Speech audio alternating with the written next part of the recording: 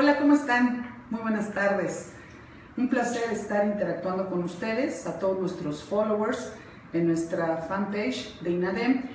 Tenemos una serie de mensajes, dudas de cada uno de ustedes y de muchos de los que nos siguen en cuanto a la reforma en materia de salud.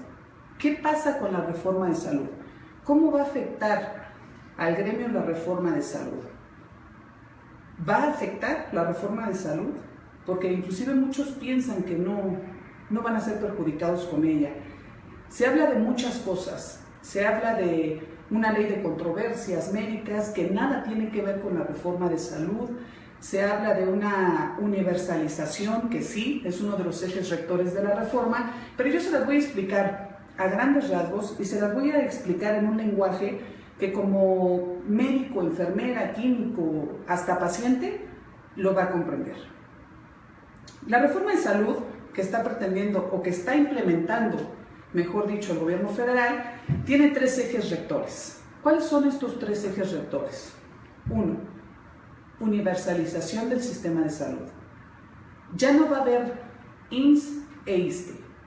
Va a ser un solo ente, jurídicamente hablando, que va a ser quien va a brindar la atención médica a todos los derechohabientes que así lo reclamen. 2. La subrogación. ¿Qué significa la subrogación? Es lo que se ha venido dando. La subrogación es que teniendo el IMSS, teniendo el ISSSTE, la facultad, el poder, la infraestructura para realizar estudios de laboratorio y gabinete, esos laboratorios ahora, ese servicio será subrogado a laboratorios particulares. 3. El tratamiento a los pacientes. Ya no serán los pacientes atendidos por todo tipo de padecimientos. No. Y esto es algo que la sociedad civil desconoce. Algo que todavía no ha quedado claro. Y creo que tanto ustedes como nosotros debemos ilustrar, debemos orientar a los pacientes para que sepan en lo que va a radicar y cómo les va a afectar a ellos esta reforma de salud. Ya serán nada más atendidos todos los que se consideran en cuanto a medicina cuadro básico. Ya una enfermedad congénita, es decir, un paciente con síndrome metabólico, diabetes no controlada y que necesite, ya por el daño renal, necesite ser dializado, ya no va a poder ni va a tener derecho a que se le dialice en algún organismo de salud pública. Ahora será limitada la atención médica a todos los pacientes en particular. ¿Cómo es que se va a llevar a cabo esta reforma en materia de salud? ¿Por qué medios se va a llevar a cabo o se está dando esta reforma en materia de salud? El primero, ya lo vivimos.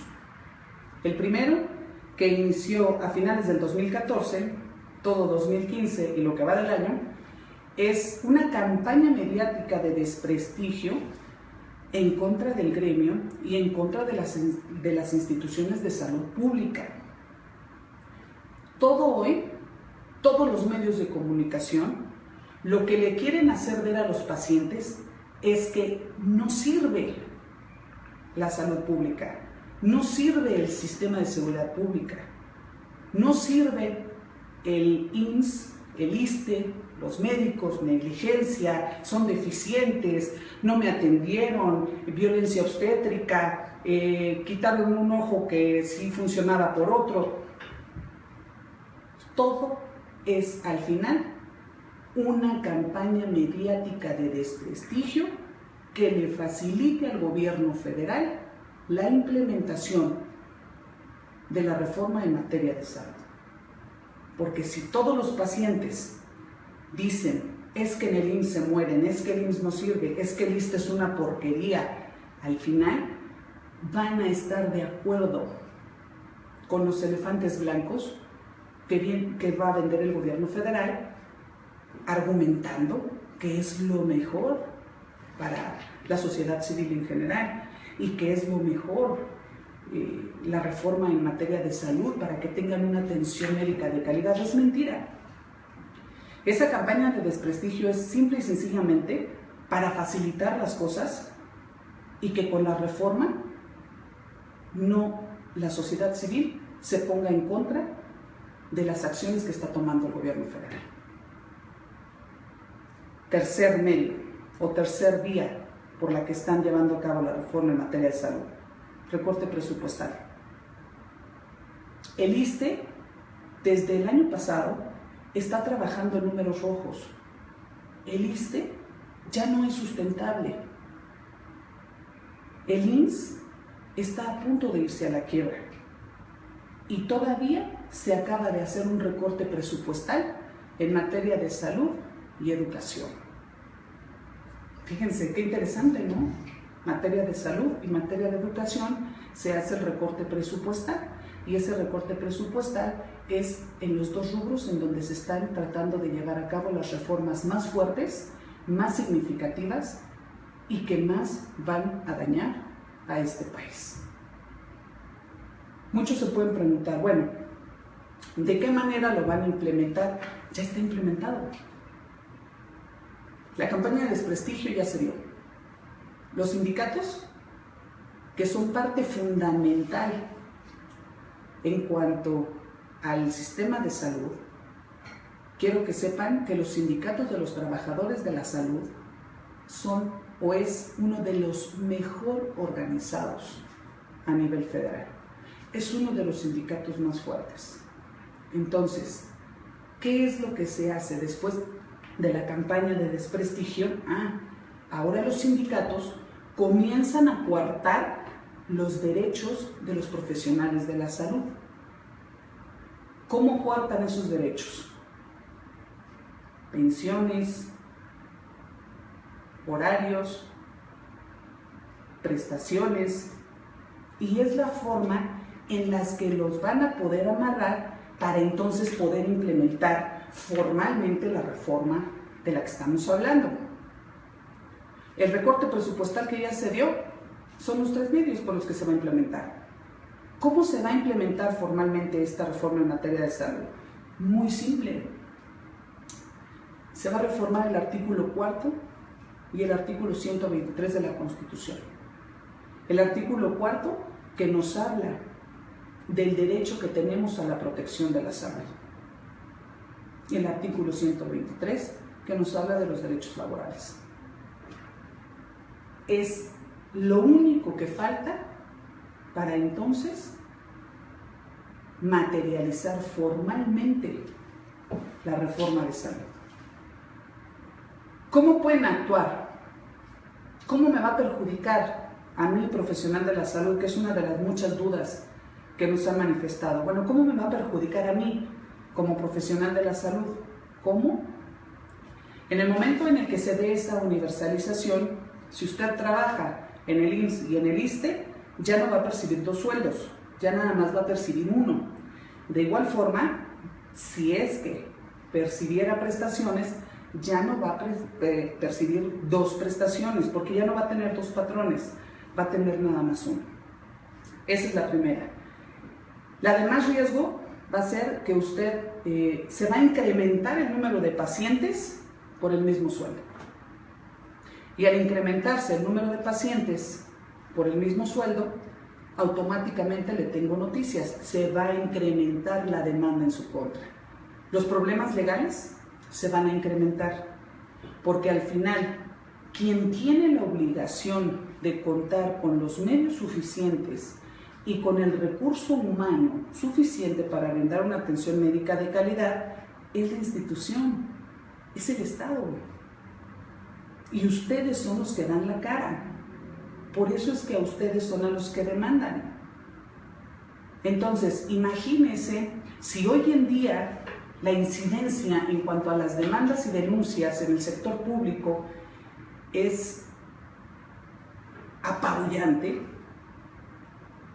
No le quiero platicar lo que va a suceder con el incremento y con la demanda de pacientes con esta reforma.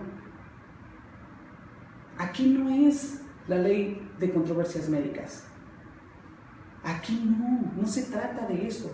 Aquí se trata de que le van a querer fincar una responsabilidad como servidor público, le van a querer fincar una responsabilidad en materia penal, en materia civil. Y lamentablemente sigue habiendo una apatía, con todo respeto. De verdad, se los digo porque los defiendo, porque a esto me dedico desde hace 18 años ya. Si ustedes no se unen como gremio, esto ya es hoy una realidad. Si ustedes permiten que se violenten sus derechos, como se ha estado haciendo, no va a haber forma de que esto pueda cambiar. Están llegando oficios a diversos hospitales donde se les dice que por el recorte presupuestal ya no va a haber el personal de intendencia con el que se contaba, que ustedes tienen que tener su área de trabajo limpia. Perdón, pero se están violentando sus derechos como profesional de la salud. Ahora resulta que también van a hacer la limpieza por el mismo sueldo. Y lo peor de todo es que el sindicato les dice que les va a defender. ¿Saben cuántos casos he tenido en donde el sindicato los avienta por delante ante un problema legal? El sindicato no los defiende. El sindicato está evidentemente con el gobierno federal, porque si les defendiera, los sindicatos hubieran ya salido a la calle a protestar. Pero si se convoca a un paro de labores y nos da miedo llevar a cabo ese paro de labores, perdón, pero entonces no nos quejemos de cómo se nos va a perjudicar con esta reforma que, ojo, y les repito, que implementada ya está. Ya está implementada esta reforma, ¿sí? Ya nada más falta formalizar con una firma ante el Congreso, mediante la reforma, lo que ya está sucediendo. ¿Cómo lo vamos a evitar? Probablemente uniéndose, probablemente diciéndole a todos los pacientes, en vez de estarnos peleando, te explico cómo te va a perjudicar esa reforma. Es mentira lo que están diciendo los medios de comunicación. Acércate conmigo. Yo también voy a pelear por ti, porque yo también soy derechohabiente. A mí también me perjudica. No hay quirófanos disponibles y tú piensas que yo no te quise realizar la cesárea. Que se le empiecen a llamar a las cosas como son, que se le empiece a dar la responsabilidad a quien la tiene. ¿Cuántos directores asumen esa responsabilidad? Y entiendo, están haciendo su trabajo como directores, pero lo más lamentable es que los que dan la cara son ustedes. Lo más lamentable es que a quien demandan es a usted porque negó la atención médica, porque usted incurrió en una negligencia. No, perdón, señores, pero también hay una violencia institucional. Esa violencia institucional es provocada por el Estado. Ustedes saben que el INEGI tiene reportado con estadísticas que más del 85% de la población en México hace uso de la salud pública. Más del 85%. ¿Qué va a pasar con ese 85%? ¿Qué va a pasar con ese paciente que tiene cáncer? ¿Qué va a pasar con ese paciente que necesita ser dializado y no tiene? Y ya pagó 30 años, ya pagó por el servicio en el IMSS. ¿Qué va a pasar? ¿Qué va a pasar con usted que está a punto de jubilarse y que ya no va a tener derecho a las 2 pensiones? Los que ya se jubilaron no tienen mayor problema, porque eso sí, el Estado los absorbe. Porque recuerden una cosa, a ninguna ley se le dará efecto retroactivo en perjuicio de persona alguna. Ese es un principio fundamental de derecho. ¿Que se van a poder amparar? Claro que se van a poder amparar. Pero al final, ¿qué pasó con Luz y Fuerza? ¿Qué pasó? Se ampararon. Les ofrecieron una jubilación temprana. Y pregúntenme cuántos de ellos han cobrado ese dinero. Entonces, aquí lo más importante es que ustedes deben unirse y deben tener esa seguridad que se necesita para que sus derechos no sean pisoteados. Si se les convoca un paro de labores, señores, es un día. ¿Qué va a pasar si un día el país se queda sin médicos? Un día. No los pueden correr. Y no los pueden correr porque es un día, no les estamos diciendo 3. Pero muchas veces piensan que los abogados actuamos como actúan ustedes y lamento decirles que no. Lamento decirles que los abogados sabemos actuar de mala fe.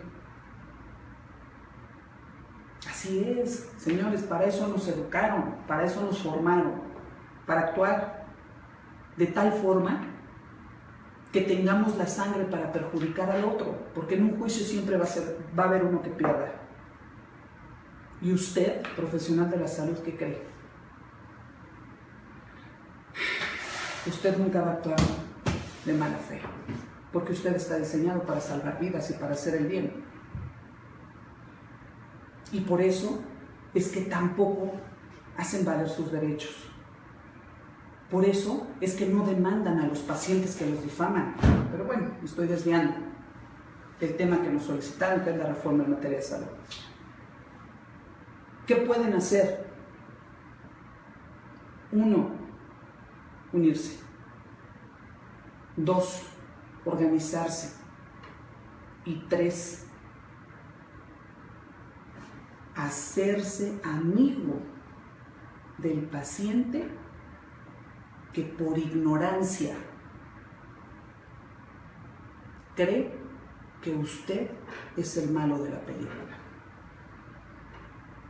Explicarle al paciente que el más perjudicado va a ser él.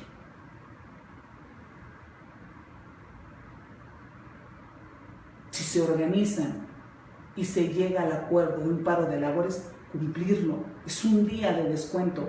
Un día por toda una vida dejada a nivel institucional y que usted no se lleve la liquidación o la pensión o la jubilación que le corresponde. Un día de descuento. La sociedad civil debe unirse con nosotros, debe estar de nuestro lado. ¿Y cómo lo vamos a lograr? Explicándoles. Recuerden una cosa, los pacientes desconocen